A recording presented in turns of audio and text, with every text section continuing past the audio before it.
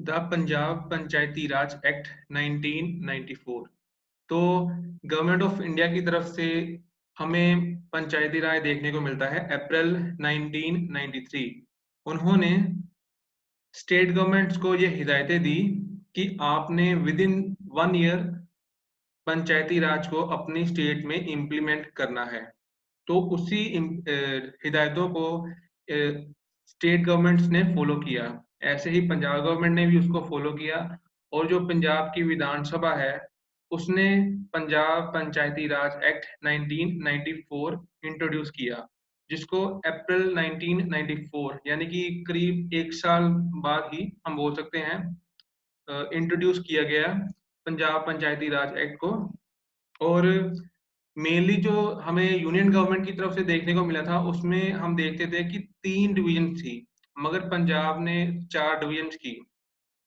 तो जो पंजाब की तरफ से एक्ट पास किया गया था, उसमें हमें 4 डिवीज़न जो देखने को मिली थी, वो उसमें से सबसे पहले थी ग्राम सभा, मतलब एक विलेज लेवल पे जो एक सभा है, और दूसरी है ग्राम पंचायत, जिसमें हमें पंच और सरपंच देखने को मिलते हैं।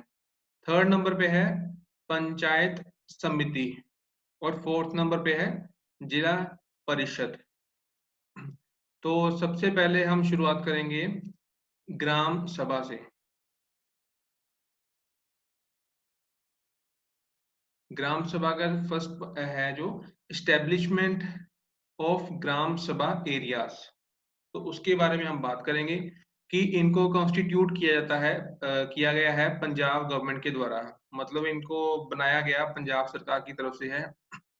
स्टेट गवर्नमेंट में डिक्लेयर विलेज और group of contiguous villages with a population of not less than 200 to constitute a Gram सभा। तो ग्राम सभा बनाने के लिए पंजाब सरकार को क्या फॉलो करना पड़ेगा कि उस एरिया की जो पॉपुलेशन है वो 200 से कम नहीं होनी चाहिए।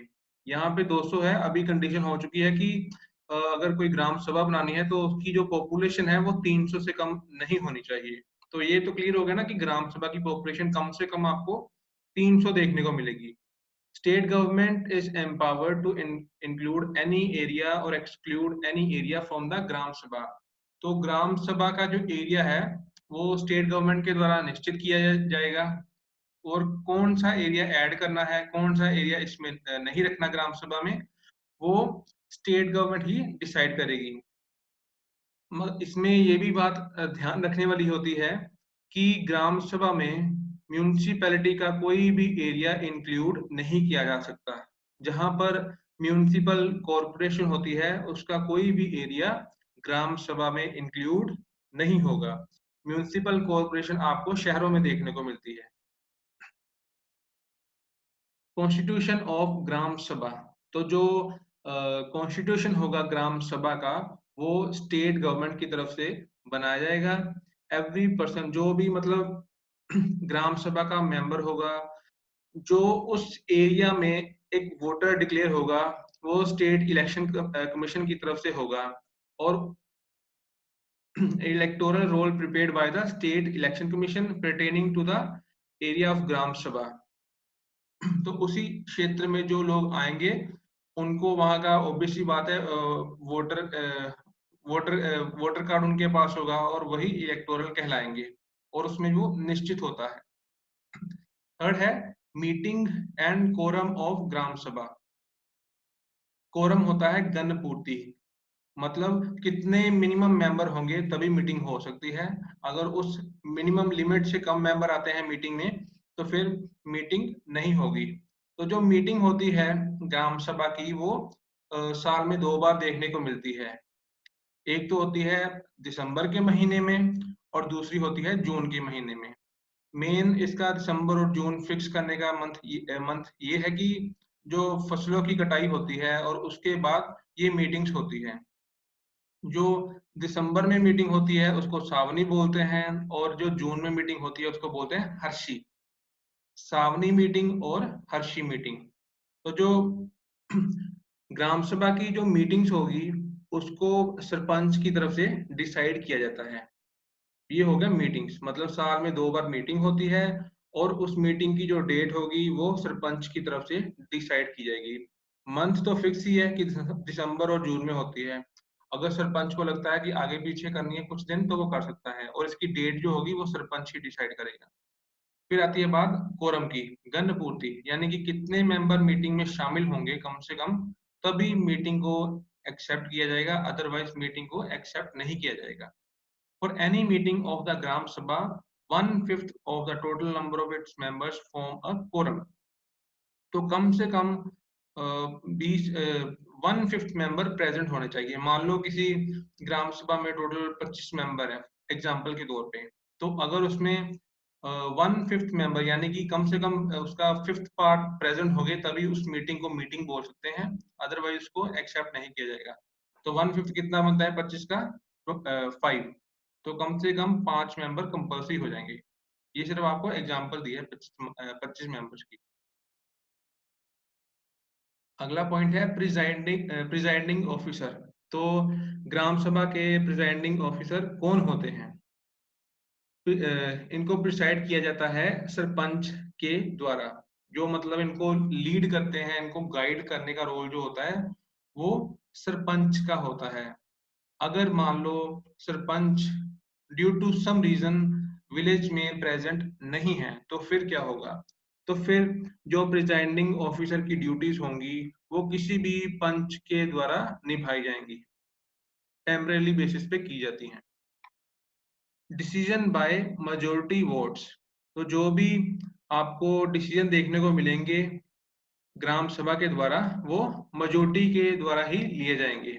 All decision in the meeting will be taken by majority of votes. तो जो भी टोटल मेंबर होंगे उनकी मेजोरिटी जिस तरफ जाएगी उसी फैसले को स्वीकार किया जाएगा। फिर ग्राम सभा का budget and annual report of Gram सभा। तो जो बजट होता है उसका एस्टिमेट देखने का काम ग्राम सभा की तरफ से होता है, कितने पैसे किस सोर्स से आ रहे हैं, किधर कितने पैसे खर्च होंगे, इन चीजों का ख्याल रखना होता है। जो भी डेवलपमेंट प्रोग्राम्स होते हैं उनके लिए प्लानिंग का काम ग्राम सभा ने करना है। एंड फंक्शंस इनके क्या क्या होते हैं ग्राम सभा के, ये थोड़ा सा इम्पोर्टेंट है, ठीक है, इसको ध्यान से सुनना कि फंक्शंस क्या क्या होंगे ग्राम सभा के। तो पंजाब पंचायती राज एक्ट 1994 में क्या क्या इनके फंक्शंस होंगे उसकी बात की गई है। तो फर्स्ट है approve annual budget and plan of development programmes. तो जो भी वार्षिक जो बजट होता है, हर एक साल का बजट होता है पंचायत का, और उसको किस तरीके से इस्तेमाल करना है वो डिसाइड किया जाता है। फिर बाद में प्लान ऑफ डेवलपमेंट प्रोग्राम्स, जो भी प्रोग्राम्स होते हैं अपने विलेज के लिए किए जाते हैं उनको अच्छे से प्लान किया जाता है। फिर ये भी देखा जाता है कि कौन कौन से बेनिफिशियरी होंगे जो भी स्कीम गांव में चलाई जा रही है, तो उस चीज का भी ख्याल रखा जाता है। Then mobilise voluntary labour. तो एक जैसे टीम हम बोल सकते हैं, वो भी ग्राम सभा की तरफ से तैयार की जाती है ताकि जो भी लोक भलाई के कार्य किए जाते हैं तो उनको अच्छे से देखा जा सके, क्योंकि जो भी काम किए जाएंगे अल्टीमेटली किए तो लोगों के द्वारा जाएंगे। तो इसीलिए एक मतलब वॉलंटरी लेबर भी मतलब चाहिए, चाहे वो वॉलंटरी हो या मतलब किसी से वैसे आप काम करवाते हो अदरवाइज। या नेक्स्ट पॉइंट है promote programme of adult education family welfare within the village. तो ग्राम सभा ने अडल्ट की जो एजुकेशन होती है उसके ऊपर देखना है, क्योंकि आप देखते हो मेनली विलेजेस में बहुत सारे ऐसे भी होते हैं जो 10th करते हैं, +2 करते हैं और आगे की जो फर्दर स्टडी होती है हायर एजुकेशन में ज्यादा इंटरेस्ट नहीं दिखाते। तो ग्राम सभा की तरफ से ऐसे प्रोग्राम बनाने की कोशिश की जाती है जिससे कि यूथ जो हायर एजुकेशन है उसमें भी इंटरेस्ट दिखाएं, और साथ ही साथ फैमिली वेलफेयर, क्योंकि अनएजुकेटेड लोग बहुत ज्यादा मिलते हैं आपको विलेजेस में कंपेयर टू रूरल एरिया। तो इसीलिए जो फैमिली वेलफेयर है, परिवार का भला जो होता है, वो भी ग्राम सभा की तरफ से आपको देखने को मिलता है। Next point, promote unity and harmony among all sections of society in the village। जब चुनाव वगैरह होते हैं तो उस दौरान हमें ये भी चीज़ देखने को मिलती है कि अलग-अलग समुदाय के लोग एक-दूसरे के सामने खड़े हो जाते हैं। तो कई बार सिचुएशन हाथ बहुत ही ज़्यादा खराब हो जाती है। तो इस चीज़ को मेंटेन कर पाना भी अपने आप में चैलेंज होता है। तो ये भी काम ग्राम सभा करेगी, जो पंचायत होगी, वो सारे इकट्ठे मिलके करते हैं, ताकि चुनाव तो एक बार होते हैं और उसके बाद जो काम किया जाएगा, वो किसी एक पर्टिकुलर सेक्शन के लिए ना किया जाए, जो भी पंचायत होगी, ग्राम सभा होगी, वो गाँव के हर एक निवासी के लिए किया जाना चाहिए। अगर ऐसा होगा, तो तभी हम देखेंगे कि विलेजेस में यूनिटी हमें देखने को मिलेगी, हमें हार्मनी देखने को मिलेगी, शांतिमय वाला माहौल देखने को मिलेगा। इन केस अगर नहीं होगा, तो फिर सिचुएशन आउट ऑफ कंट्रोल भी कई बार हो जाती है। तो जो ग्राम सभा होगी, उनको प्रमोट करना चाहिए कि लोग आपस में मतलब यूनिटी के साथ कैसे खड़े रहें हमेशा। नेक्स्ट है seek clarification from the sarpanch and punches of the gram panchayat about any particular activity, scheme, income and expenditure. तो जो सरपंच होता है और उसके साथ जो काम करते हैं पंचेस, वो देखो अलग-अलग एक्टिविटीज एक विलेज में वो मतलब अच्छा रोल निभाते हैं, लीड रोल में देखने को हमें मिलते हैं। तो उनकी तरफ से बहुत सारी एक्टिविटीज की जाती हैं, बहुत सारी स्कीम्स को इनिशिएटिव करवाया जाता है। इनके मतलब कौन से इनकम के सोर्स हैं और कहाँ-कहाँ पे पैसा खर्च किया जा रहा है। इसकी अगर ग्राम सभा को किसी भी तरह की क्लैरिफिकेशन की ज़रूरत पड़ती है, तो वो सरपंच से और पंच से इसके बारे में पूछ सकते हैं। To perform such other function as may be prescribed, और बाकी जो भी फंक्शन इनके होते हैं, वो भी ये करते हैं। अब बात करते हैं कि ये देखो बनाई तो गई है, मगर क्या ये सक्सेसफुली अभी तक पंजाब में काम कर रही है? इनका बनाने का मेन पर्पस यही था कि ग्राउंड लेवल पे लोगों को एक साथ काम करते हुए हमें देखने को मिले, ताकि अल्टीमेटली जो ग्रोथ है, जो वेलफेयर है, पूरे विलेज का हो। मगर अभी तक ऐसा देखने को आता है कि ये सक्सेसफुली पंजाब में नहीं काम कर रही। Gram sabha is supposed to work as a watchdog. तो इनका मेन पर्पस यही था कि ग्राम सभा है जो, वो ग्राम पंचायत को मतलब वॉचडॉग का काम करे, उनके ऊपर निगरानी रखने का काम करे। मगर हमें ऐसा देखने को मिलता है कि ग्राम सभा के जो सदस्य होते हैं, वो ज़्यादा इंटरेस्ट ही नहीं दिखाते, और इसी कारण ये अच्छे से काम करते हुए हमें नहीं देखने को मिलती।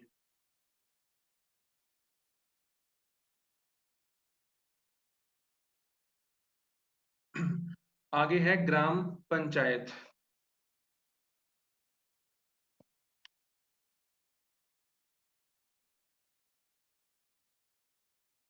तो ग्राम पंचायत जैसे कि ग्राम सभा थी, उन्हीं के साथ चारों जो इनकी डिविजन्स थी, लेवल, तो वो पंजाब सरकार ने बनाए थे पंजाब पंचायती राज एक्ट 1994 के तहत।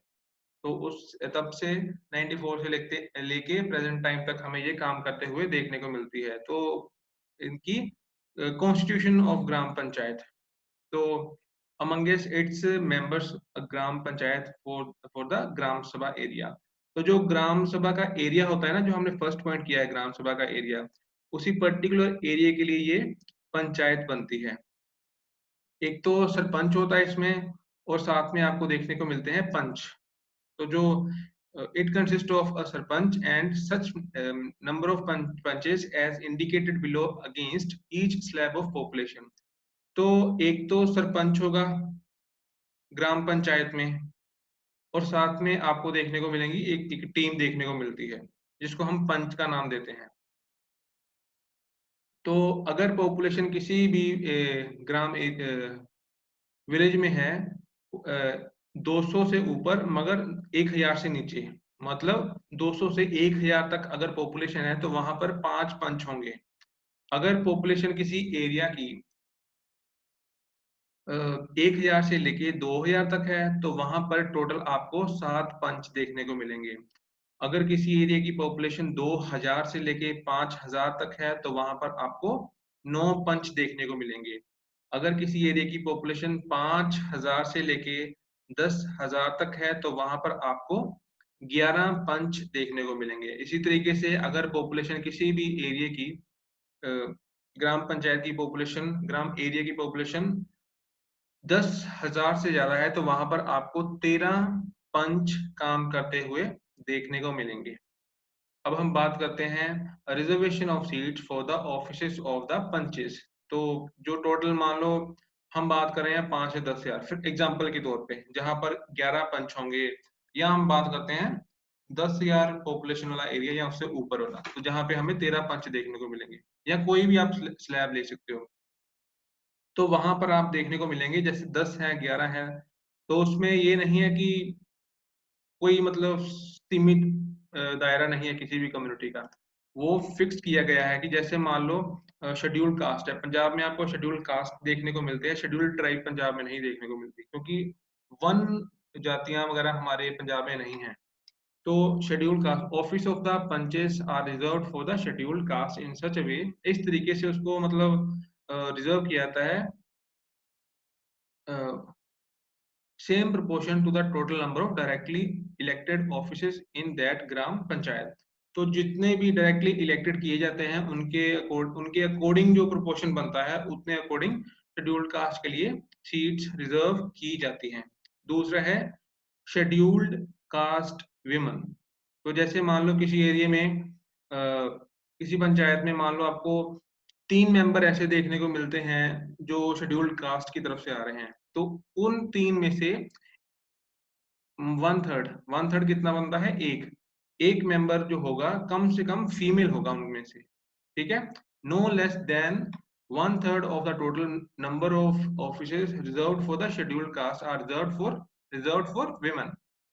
कि जो शेड्यूल्ड कास्ट की जो किसी भी एरिया में प्रोपोर्शन के अकॉर्डिंगली डिवीजन होती है, उन शेड्यूल्ड कास्ट की पोस्ट में से वन थर्ड जो होंगी वो विमेन के लिए रिजर्व्ड होंगी। अब आ गया विमेन। ये मतलब सिर्फ और सिर्फ एक पर्टिकुलर कम्युनिटी की विमेन की बात नहीं कर रहे हैं, ये है ओवरऑल पूरे विलेज की जो विमेन होंगी ना, उसकी हम बात कर रहे हैं। जो पूरी टीम होगी, जो सरपंच पंचों की टीम होगी, उसमें अब विमेन कितनी होंगी? वो मतलब किसी भी कम्युनिटी की हो सकती हैं। Not less than one third filled by the direct election. तो डायरेक्ट इलेक्शन होंगे, ये चीज उन्होंने क्लियर की है। तो अगर मान लो टोटल 9 पंच हैं एग्जाम्पल के तौर पे, तो उसमें से कम वन थर्ड सीट्स यानी कि 3 सीट्स विमेन के लिए रिजर्व्ड होंगी। नेक्स्ट पॉइंट है backward class. One office panch is reserved for backward class in gram panchayat where population of backward class in gram सभा area is more than 20% of the total population of that gram सभा। तो किसी ग्राम सभा में अगर बैकवर्ड क्लास के जो कम्युनिटी के 1/5 मेंबर हमें देखने को मिलते हैं, तो ऐसे में एक सीट बैकवर्ड क्लास के लिए भी रिजर्व्ड रहेगी पंच की सूची में। नेक्स्ट है reservation of seat for the office of sarpanch. तो सरपंच के ऑफिस के लिए सीट्स जो रिजर्वेशन है उसकी बात यहाँ पे की जा रही है। Office of sarpanch of gram panchayat in the district are reserved for the following categories of people. अब हम बात कर रहे हैं कि मतलब सरपंच की जो पोजीशन होती है उसके लिए कितनी पोस्ट रिजर्व होती है, पूरे डिस्ट्रिक्ट लेवल की बात कर रहे हैं। डिस्ट्रिक्ट लेवल जो विलेज का एरिया होता है ना, डिस्ट्रिक्ट का किसी भी जिले का, उसका village area. Scheduled caste first. Number of offices of Sarpanch reserved for scheduled caste bear the same proportion to the total number of offices of Sarpanches in the district as the population of scheduled caste in the district bear to the total population of the district. तो जितनी district की population होगी scheduled caste की, उसी के accordingly sarpanch की जो position होती है उनके लिए रिजर्व की जाएगी। ये देखा जाएगा कि किसी, देखो हर एक जिले में जो अलग अलग कम्युनिटी का नंबर जो होता है वो अलग अलग होगा, तो उसी के अकॉर्डिंगली उनको सीट्स रिजर्व की जाएंगी। दूसरा है scheduled caste women. Not less than one third of total number of offices of Sarpanch of Gram Panchayat in the district are reserved for women belonging to scheduled caste। तो किसी भी, ये मतलब पूरे पंजाब का ही आप ले लो कि हर एक जिले में जो, जैसे मान लो किसी जिले में एग्जाम्पल के तौर पे 90 सरपंच हैं, तो 90 का मतलब कि वन थर्ड उसमें से ऐसे मेंबर होंगे जो शेड्यूल्ड कास्ट के विमेन के होंगे। सरपंच। नेक्स्ट पॉइंट है women. Women not less than 1/3 of the total number of offices of sarpanch. जो शेड्यूल्ड कास्ट वुमेन मैंने बोला है, इसमें से ये है कि जो टोटल शेड्यूल्ड कास्ट की जो पोस्ट रिजर्व की जाएंगी ना शेड्यूल्ड कास्ट की, विमेन और मेन दोनों को मिला के, उनमें से 1/3 पोस्ट विमेन के लिए रिजर्व होंगी। नेक्स्ट पॉइंट है women not less than 1/3 of the total number of offices of sarpanch in the district are reserve for women. यानी कि यहाँ पे वो इम्प्लीमेंट होता है जो मैंने पहले ऊपर बोला था कि किसी जिले में टोटल 90 सरपंच है एग्जाम्पल के तौर पे, तो वहां पे जो 1/3 सीट्स होंगी वो विमेन के लिए रिजर्व्ड होंगी। The offices reserved for women belonging to scheduled caste are included in the total number of offices to be reserved for women। तो टोटल जैसे सारी जैसे बोला ना कि पूरे किसी जिले में अगर एग्जाम्पल के तौर पे 90 में से 1/3 सीट्स लेडीज के लिए विमेन के लिए रिजर्व्ड होंगी, मतलब 30 सीट्स रिजर्व्ड हैं, तो 1/3 में ही जो शेड्यूल्ड कास्ट की वुमेन होंगी वो भी इनमें इंक्लूड होगी। उनको अलग नहीं रखा जाएगा, उनको अलग और सीट्स नहीं दी जाएंगी, वो भी इसी में इंक्लूड हो जाएंगी। It may be noted that there is no reservation in the office of sarpanch for backward class. तो बैकवर्ड क्लास के लिए रिजर्वेशन नहीं होती सरपंच की सीट के लिए, इस चीज को ध्यान में रखना, ठीक है। Offices reserved for the scheduled caste and women are allotted by rotation to the different gram panchayat in the district। तो जो शेड्यूल्ड कास्ट की जो सीट्स रिजर्व्ड होती हैं वो भी उसमें आपको रोटेशन देखने को मिलती है। अगर मान लो सीट नंबर 1 है, सीट नंबर एरिया कोई है 1 2 3 4, तो हो सकता है जो 2020 में इलेक्शन होंगे उसमें जो सीट नंबर 1 2 3 है वहां पे रिजर्वेशन देखने को मिले, तो अगले 5 साल बाद जब चुनाव होंगे तो वहां पे जो 1 2 3 नंबर की जो सीट्स है वहां पे रिजर्वेशन खत्म हो जाए, सीट नंबर 3 4 5 पे अगले साल के लिए रिजर्वेशन हमें देखने को मिले। तो इस तरीके से रिजर्वेशन हमें देखने को मिलती है। So this is the end of the lecture.